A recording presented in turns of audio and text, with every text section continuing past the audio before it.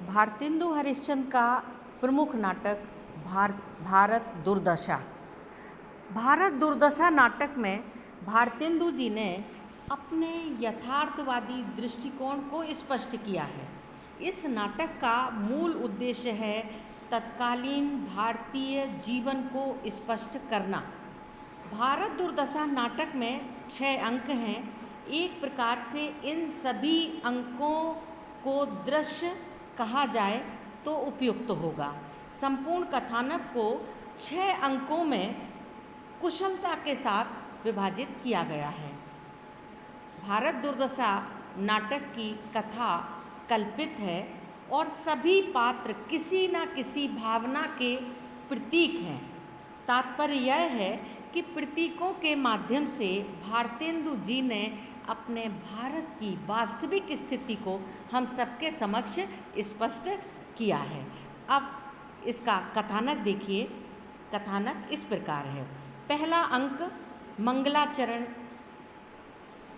में एक लड़का आता है, वो मंगलाचरण प्रस्तुत करता है जो लावनी के द्वारा भारत के प्राचीन गौरव का वर्णन प्रस्तुत करता है और पारस्परिक फूट और कलह के कारण मुगल साम्राज्य की स्थापना की बात बताता है तथा भारत में अंग्रेजी राज्य के संस्थापन का वर्णन करता है और साथ ही आर्थिक दीन दशा तथा शोषण का विवरण भी उपस्थित करता है। किसके माध्यम से? मंगलाचरण के माध्यम से। मंगलाचरण में एक योगी आता है जो लावनी के द्वारा भारत के प्राचीन गौरव का वर्णन करता है। तो ये हुआ पहला अंक।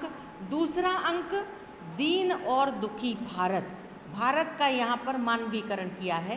भारत को एक युवक के रूप में प्रस्तुत किया है जो अपनी करुण कथा सुनाते सुनाते मूर्छित होकर गिर जाता है।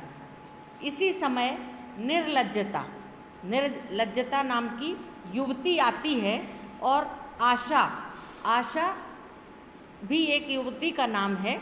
आशा की सहायता से भारत जो युवक है उसको उठाकर अपने साथ ले जाती है।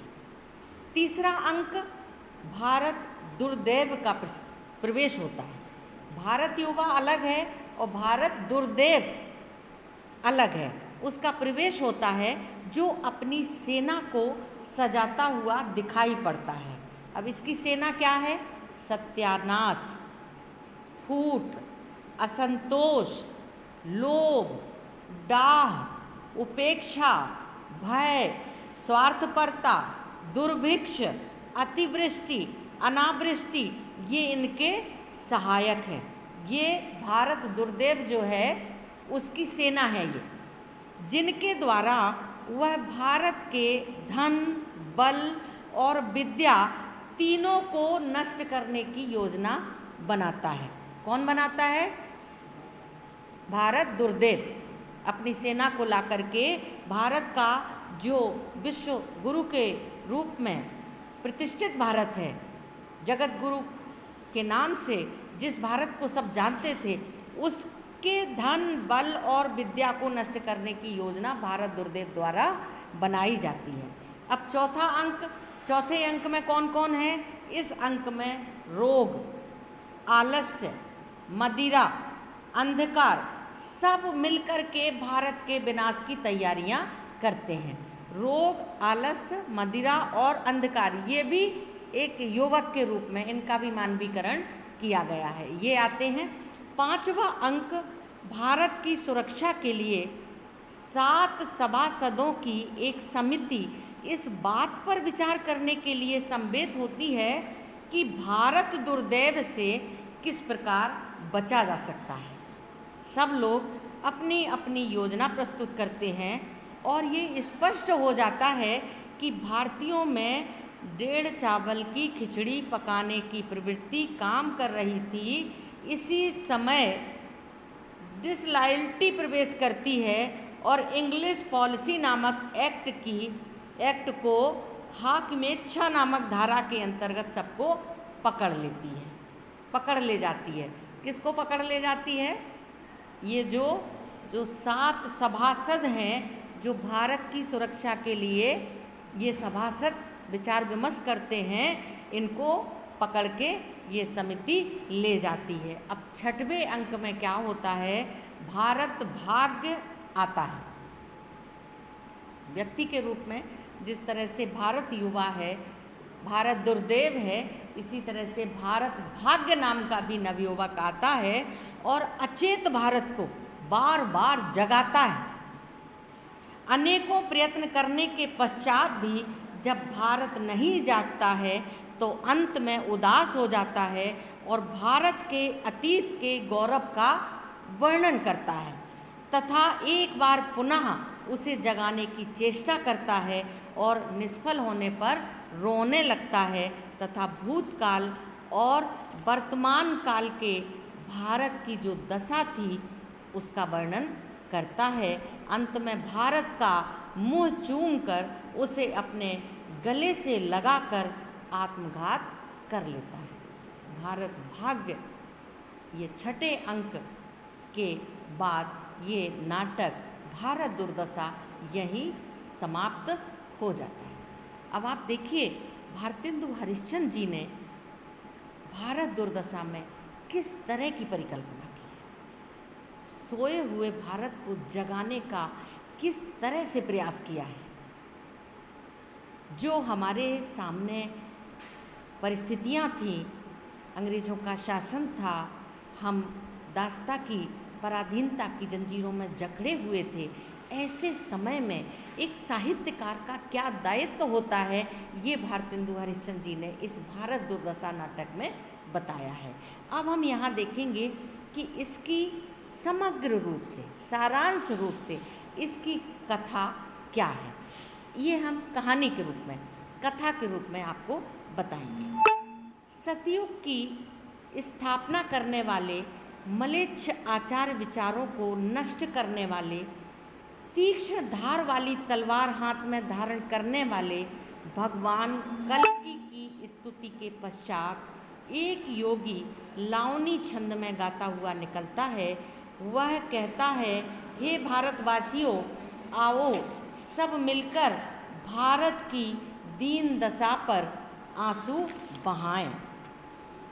ये आप सुनिए, इसको हम सुनाते हैं कि किस तरह से ये पहले अंक में लावनी ये है, योगी गाता हुआ किस तरह से कहता है, रोवहु सब मिलके आवहु भारत भाई, हा हा भारत दुर्दशा न देखी जाई।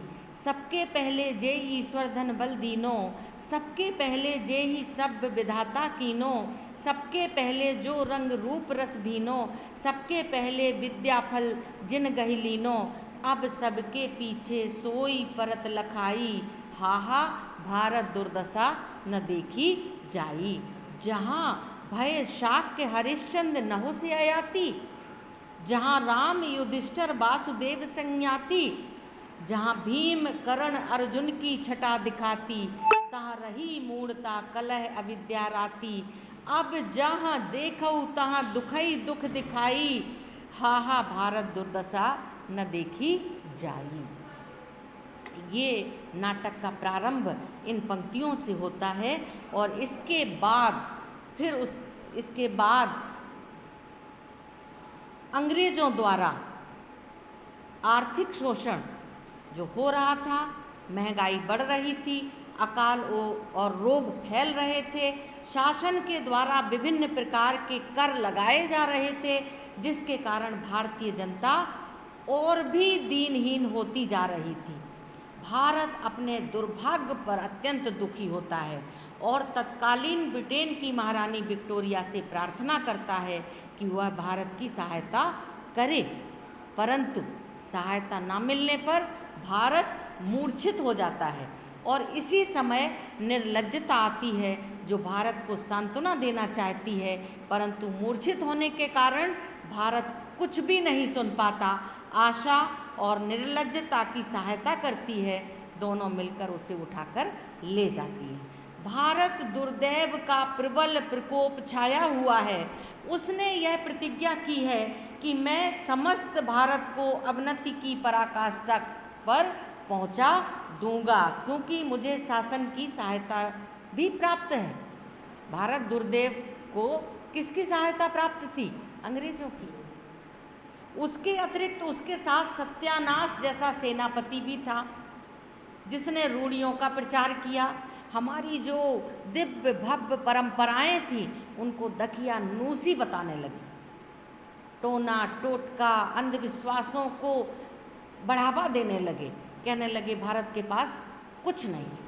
तो इस तरह से सब लोगों को संतोषी बनने की सलाह दी गई कि संतोषम परम सुखम, कोई कुछ ना करो, सब हाथ पे हाथ धर के बैठे रहो। जो कर्मठता कर्मण्यता कर्मण्येवाधिका रस्तु माँ फलेषु कदाचन, गीता में श्री कृष्ण ने जो उपदेश दिया है, जो हमारी एक तरह से कर्मयोगी होना हमारी परंपरा थी, उसको विनष्ट करके संतोष करने की सलाह दी गई और बेकारी को बढ़ावा दिया गया। उसके अतिरिक्त अपव्यय, अदालत, फैशन, सिफारिश, इन सब ने मिलकर भारत को गर्त में डाल दिया। अतिवृष्टि अनावृष्टि के द्वारा, अतिवृष्टि जानते हो क्या होती है? अतिवृष्टि माने खूब वर्षा होना और अनावृष्टि माने बिल्कुल पानी ना गिरना। इससे क्या होता है? हमारी खेती प्रभावित होती है। बहुत ज़्यादा वर्षा होगी तब भी हमारी खेती नष्ट हो जाएगी, और वर्षा बिल्कुल नहीं होगी तब भी हमारे किसान परेशान हो जाएंगे। तो इस तरह से देश में चारों ओर विभिन्न प्रकार के रोग फैल गए थे। लोगों में नज़र उतारना, शाप देना, भूत प्रेत, टोने टोटके, देवी देवता को मनाने की प्रथाएं प्रचलित हो गई। लोग काम नहीं करते थे, जो हमारी पहचान थी वो विनष्ट हो रही थी। क्या करते थे? कोई बीमार हुआ, ओझा को बुलाओ। हमारे पास तो आयुर्वेद का इतना खजाना है, लेकिन इसके बावजूद भी ओझा, पंडित, सिद्ध लोग जनता को ठग रहे थे, और इन सबकी सहायता के लिए भारत दुर्देव उपस्थित था। मदिरा ने भी देश को अंधकार में पटक दिया। लोग महुए, अंगूर, इन सबकी शराब बनाते थे, पी के अपना मस्त रहते थे। उन्हें ना खुद से मतलब, ना खुद के परिवार से मतलब, ना समाज से मतलब, ना राष्ट्र से मतलब। तो इस तरह से लोगों में आलस्य, अकर्मण्यता का प्रभाव गहरा होता चला जा रहा था।